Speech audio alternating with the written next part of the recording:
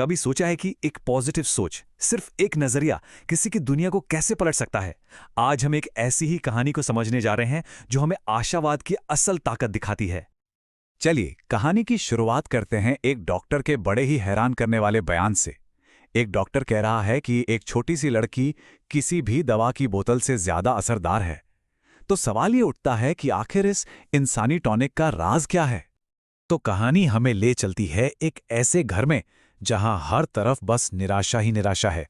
हमारी main character Pollyanna वहां mister John Pendleton से मिलने जाती है और ठीक उसी वक्त एक डॉक्टर एक ऐसा फैसला लेता है जो शायद सब कुछ बदल दे।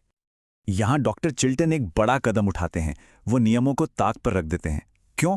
क्योंकि उन्हें पॉलियाना में कुछ खास नजर आता है। उन्हें यकीन है कि ये लड़की वो कर सकती है जो बड़ी बड़ी दवाइयां नहीं कर पाईं, भले ही ये एक बहुत बड़ा रिस्क हो।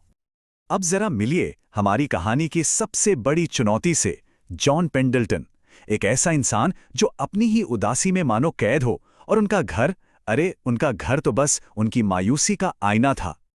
और ये देखिए घर की हालत पॉलियाना के आने से पहले और बाद में। लेकिन यहाँ एक दिलचस्प बात है, ये बदलाव सिर्फ इस एक मुलाकात का नतीजा नहीं था। ये तो बस उस असर की शुरुआत थी जो पॉलियाना अपने साथ लेकर आई थी। बंद खिड़कियां खुल रही थीं, धूल साफ हो रही थी, मनो उम्मीद की रोशनी धीरे धीरे अंदर आ रही हो। तो जब पॉलियाना दरवाजे पर पहुंचती है तो मिस्टर पेंडल्टन का पहला रिएक्शन सुनिए। पहले तो गुस्सा, फिर अचानक आवाज नरम पड़ जाती है जब वो देखते हैं कि सामने कौन है। गुस्सा गया तो नहीं, पर हां एक पल के लिए थम जरूर गया। और यहीं यहीं पॉलियाना अपना सबसे बड़ा दांव खेलती है। वो इंट्रोड्यूस करती है द ग्लैड गेम, या कहिए खुश रहने का खेल। एक बहुत ही सीधा साधा सा तरीका जो किसी भी बुरी से बुरी सिचुएशन में कुछ अच्छा ढूंढ ही लेता है। जरा मिस्टर पेंडल्टन की निराशा का अंदाजा लगाइए। वो कहते हैं कि वो तो अब क़यामत के दिन तक बिस्तर से नहीं उठने वाले। समझिए ये सिर्फ जिस्मानी बीमारी नहीं थी, ये तो मन की एक गहरी, बहुत गहरी उदासी थी। और पॉलियाना के सामने यही सबसे बड़ा चैलेंज था। तो ये खुश रहने का खेल काम कैसे करता है? बड़ा सिंपल है। स्टेप 1, अपनी प्रॉब्लम बताइए, जैसे मेरी एक टांग टूट गई। स्टेप 2, अब इसमें खुश होने वाली बात ढूंढिए, चलो शुक्र है कि दोनों टांगें नहीं टूटी। और स्टेप 3, सिचुएशन को एक नया एंगल दीजिए और ये भी तो सोचो कि अच्छा हुआ हम कनखजूरे नहीं हैं, वरना 50 टांगें टूट सकती थीं। है ना कमाल का नजरिया? और जानते हैं इस छोटी सी बातचीत का असर क्या हुआ?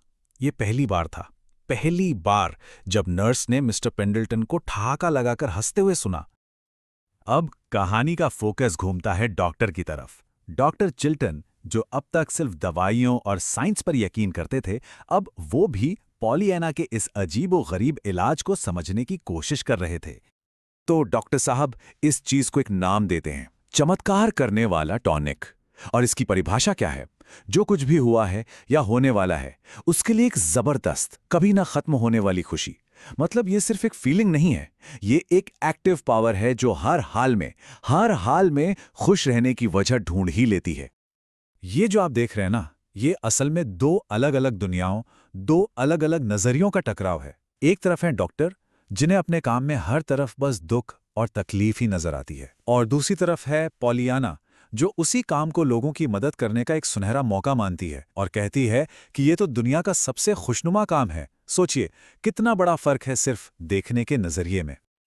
और फिर आता है कहानी का सबसे इमोशनल पल, जब डॉक्टर चिल्टन को यह एहसास होता है कि इस टॉनिक की जरूरत सिर्फ उनके मरीजों को नहीं, बल्कि शायद उनसे भी ज्यादा खुद उन्हें थी।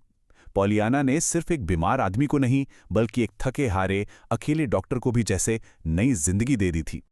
तो आखिर में चलिए देखते हैं कि कैसे एक इंसान की पॉजिटिव सोच की एक छोटी सी चिंगारी एक बड़ी लहर बन गई।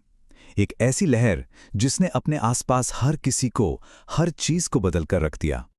इस लहर का असर जरा देखिए।